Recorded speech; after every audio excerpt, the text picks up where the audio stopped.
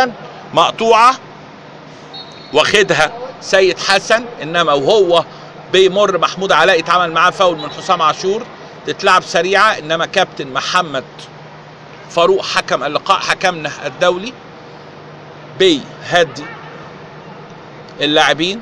تلعب بالرزق حلو قوي بالكعب، جميله جميله يا صبري، انطلاقه دخل المنطقه محمد طارق ابو العز وهدف وجول وجول وجول يا مكي، جول جول جميل جميل، انما حلاوتها من لعبتها، يا سلام يا مكي، فرحه فرحه كبيره جدا من لعيبه حرس الحدود. هدف بعد 27 دقيقه، انما معموله من اليمين، جميله جميله جميله، فرحه البدلاء، فرحه فرحه فرحه، ويندب حظه شريف اكرامي مع الهدف اللي دخل مرماه. الكره فاتت من الكل وعدت وبيسجد شكرا لله. يلا شوف بقى على الكره، لو هنتابع اللعبه من البدايه، من البدايه بتعدي، وانما عملها صبري حلو قوي، وادي تفوت ويكملها في المرمى مكي. هدف هدف هدف، والله جميل جميل يا مكي.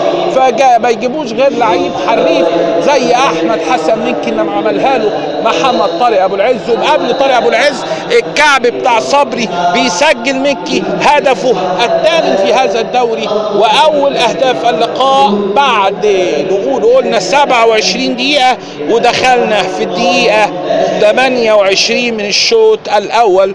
يتقدم حرس الحدود على النادي الاهلي 1-0.